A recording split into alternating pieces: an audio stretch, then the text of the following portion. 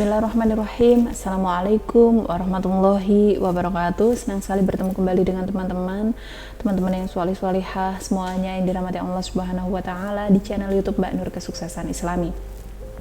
Saya doakan semoga teman-teman diberikan segala bentuk kemudahan, kesuksesan, kekayaan, kemuliaan dan kesehatan dari Allah Subhanahu wa taala.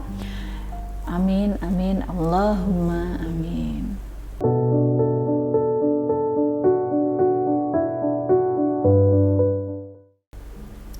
Teman-teman sholih dan sholihah, sudahkah merenung beberapa hari ini terkait perbuatan lisan atau ketikan jahat jari-jari kita selama ini?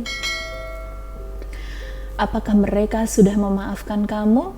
Ataukah justru hati mereka masih tergores luka dengan ucapan atau ketikanmu?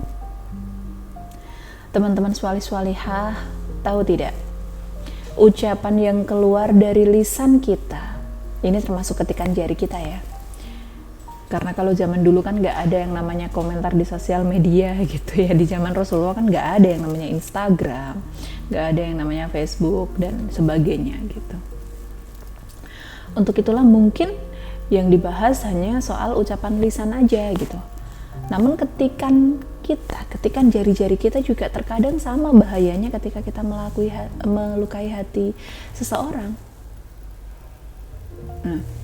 Tahu tidak, kalau ucapan yang keluar dari mulut kita dikategorikan 4 kelompok. Apa sajakah itu?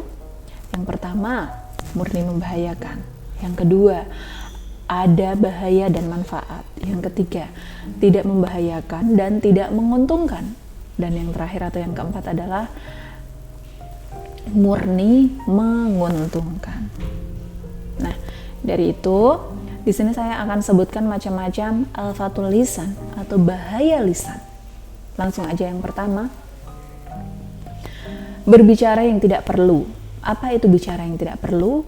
Berbicara yang tidak perlu adalah ucapan yang jika kamu diem atau tidak kamu lakukan itu tidak berdosa dan tidak akan membahayakan diri sendiri atau orang lain.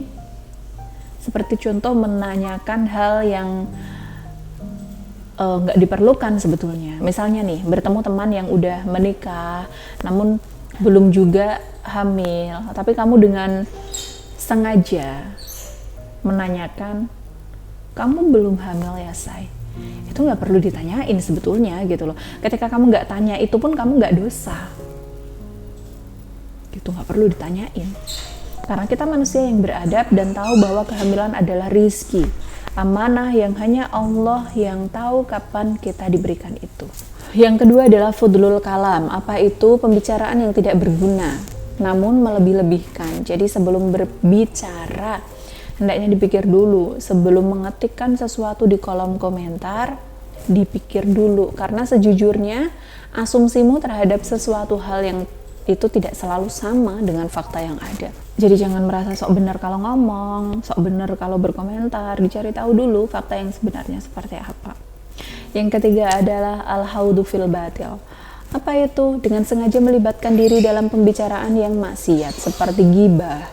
Kemudian berbicara terkait prostitusi atau perselingkuhan diri sendiri atau hal apapun yang kaitannya dengan maksiat. Ada satu hadis mengatakan orang yang paling banyak dosa di hari kiamat adalah orang yang paling banyak terlibat dalam pembicaraan batil. Hadis riwayat Ibnu Abi Dunya. Dan di Al-Quran juga sudah dijelaskan terkait al-haudi fil batil, yaitu di Quran surat An-Nisa ayat 10. Yang keempat adalah al-jidal. Apa itu? Perbantahan dan perdebatan. Di sini yang saya maksud adalah perdebatan dengan sengaja dilakukan untuk menjatuhkan orang lain dengan cara menyerang secara verbal, mencela apa yang dia katakan dan menganggap seseorang itu bodoh atau tidak akurat. Sebetulnya apa ini? Biasanya hal seperti ini disebabkan karena tarofu atau rasa tinggi hati, merasa diri lebih baik, merasa diri lebih beradab, merasa diri lebih berilmu, merasa diri lebih pandai, merasa diri lebih suci.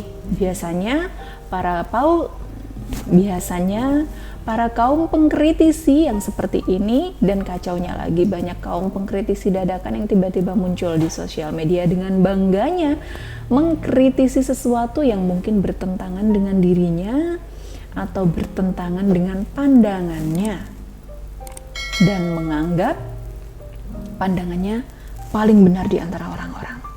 Hati-hati ya, sombong, tinggi hati itu sifatnya iblis. Jadi kalau kamu manusia, nggak usah meniru sifat iblis. Manusia ya manusia aja, nggak usah ngambil desk jobnya iblis lah, gitu ya. Nah, afatul lisan ini banyak sekali macamnya. Jika kita kaji bersamaan, semuanya pasti durasi videonya akan panjang banget, ya.